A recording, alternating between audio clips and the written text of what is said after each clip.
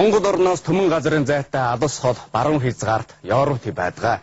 Монголчууд Европ төвийг нар шингэх зүгийн нутаг гэж хэлдэг. Нар шингэх зүгийн Европ төвд халимх хэмэх Монгол үндэстний бүгд найрамд улс байдаг. Тэгвэл тэр жоохон хизээ ямар шалтгаанаас болж тэнд нүүж очсон юм бол одоо яаж шихэн аж турж байгаа юм болоо? Соёл өрдөнд дэлгэсэн бэлтгэсэн халимг Монголын төв соёл хэл яриа нийгэм амьдралыг хамарсан 3 бүлэгт халимг Монгол хэмээх ширс фильмийн 1-р бүлэг ийхүү эхэлж байгааг эрхэм үзэгч та бүхэн маань таалан болгоогоорой.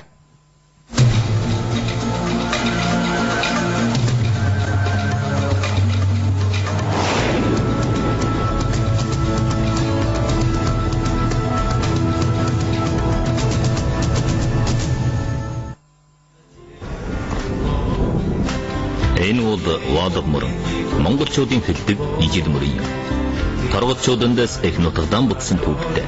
Чингис хааны их чирэг энэ мөрөнд агт хүлгэн усалж байсан билээ. Вадаг мөрний хөвөндөх Оросын Волгоград хот. Хуучин нэр нь Сталинград гэдэг энэ хотоос 150 км-ийн зайд Оросын холбооны бүгд найрамдах халимг улс байдаг. Халимг улс Европын баруун хэсэгт Вадаг мөрний доор дурсгалд байрладаг билээ. Бүгд найрамдах халимг улс 30 гаруй түмэн хүнтэй. Халимг хүн 16 түн байж, жууна 45-ыг ажилдаг. Орос хүн 12 түн байж, жууна 37-ыг ажилдаг. Үүнээс гадна Чечин, Татар зэрэг бусад үндэстний хүн 4 түн бай. Европын жуулчид халимг улсыг сонирхож энд ирдгийн нэг шалтгаан нь тэд нар бол Европ твдэх чорын ганч бурхны шашинтай улс болсон. Халимг улсын нийслэл элэстэй хот 10 түмэн хүнтэй жижигхэн хот болгож цэвэр чимчгэр мөртөө барилга чимэглэл нь үндэстний онцлогийг довойлгосон байна.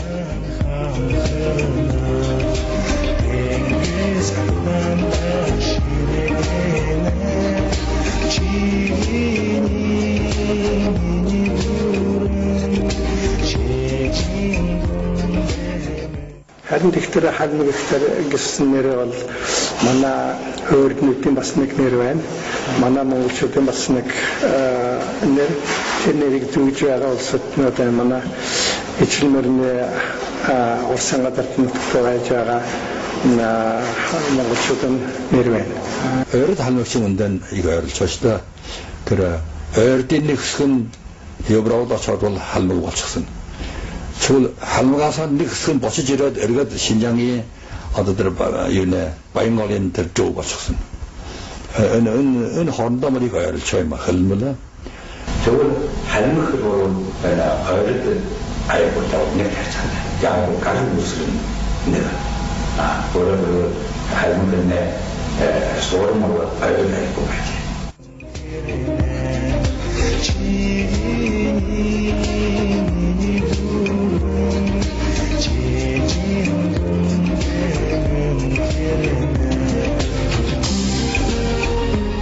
Үндэсний онцлогтой барилгаас гадна элэстэй хотод дэлхийн шатрын хот гэдэг олон сайхан гэр барилгатай Европ маягийн томоохон тойрог байдаг.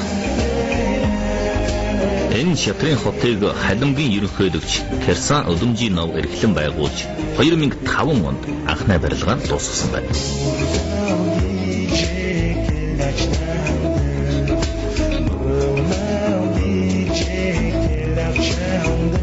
Биднийг халимгад байгаа хугацаанд элэстэй хотод олон улсын багчууд хүүхдийн дэлхийн шатрын уралдаан явагдлаа.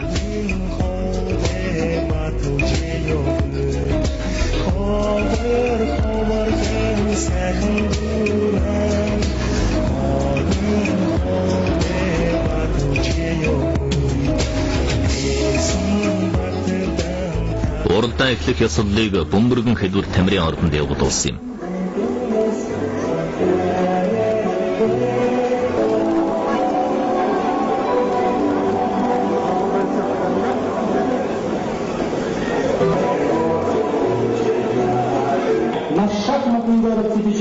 Принимает гостей, юношей и девушек, участников первого. Эхлэлтийн ёслол нь халимг онцлогтой уран сайхны тоглолттой дөвмхөн мөртөө утга уулгатай болж өнгөрлөө. Дэлхийн эд улс орноос ирсэн 400 гаруй хүүхэд энэ удааны уралдаанд хүрэлцэн ирсэн байна. Я думаю, ваше мастерство будет расти намного выше, если бы вы играли в другом месте.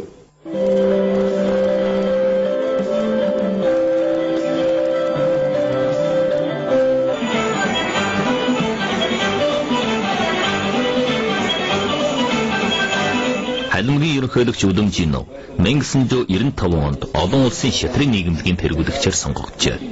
Энэ удаа тэр гадаадад айлчилж байснаа бучин ирж энэ ёслолд оролцсон юм байна.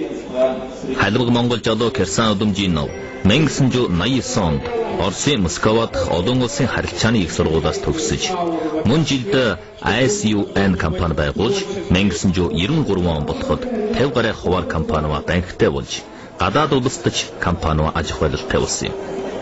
1993 онд тэр Оросын аж ахуй байлалтын нарын холбоот хурлын тэргүүлэгчээр сонгогджээ. Мөн тус жилд нь тэр хамгийн анхны сонгуулиар дамжин сонгогдсон бүгд найрамдах Халимг улсын ерөнхийлөгч болсон юм. Халимг улс нь хэдийгээр хүн амч хүнтэй улс боловч дэлхийн шатрын сурган хүмүүжил уралдаан төв соёлын төв болсон нь дэлхийн нийтийн анхаарлыг татаж байна. Энэ ч мөн халимгчуудын бахархал болсон төдийгүй Халимг улсыг дэлхийд дахин таниулахад жуулчулж чадсан юм аа.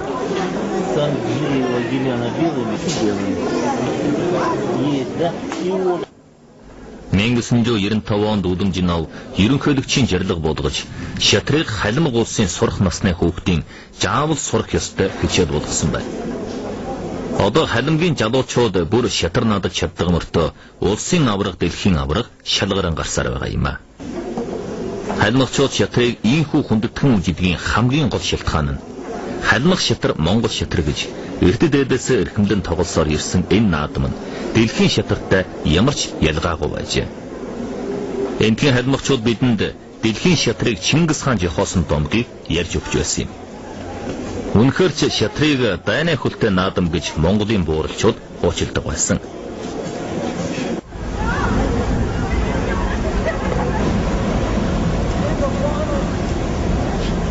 Нятны 10 дугаар сард Халимгийн ерөнхийлөгч Кирсан Удамжин урлагаар Өвөр Монголд айлчлах таширмаар Өвөр Монголын их сургуульд тусгайлан ирж хоёр улс орны соёл сургууль хүмүүжлийн харьцааг чангатгах тухай Өвөр Монголын их сургууль ба Халимг их сургууль оюутан сэлгчиж хүмүүжүүлэх тухай хэлэлцээ хийж оюутнуудад яраа ихтгэл хийхдээ бас шатрын тухай тусгайлан дурдсан байна.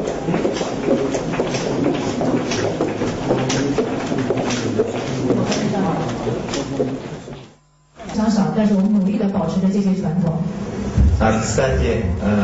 Дэлхийн шатрын үүслийн тухай олон янзаар хэлэлцдэг. Герман Иранаас үүссэн гэдэг. Бусад улс орноос үүслээ гэж хэлдэг хүн бас жөндөөн бий. Түрүүхэн Монгол улсаас дэлхий дээрх хамгийн эртний шатрыг олсон байна. Одоогоос 3500 жилийн өмнөх хамгийн эртний шатар Монголоос олдсон болохоор шатар Монголоос үүссэн гэдгийг бид итгэж байна. Тиймээс Монгол хүн бүхэн шатар тоглож сурах ёстой.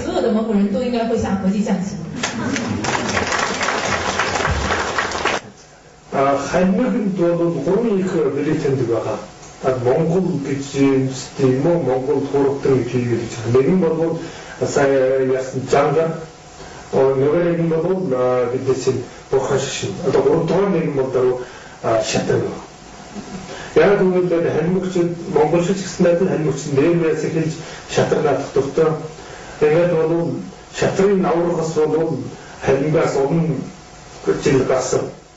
Халимгад Оросын шатрын авраг, олон улсын шатрын авраг болсон монгол хүн олон байдаг. 1978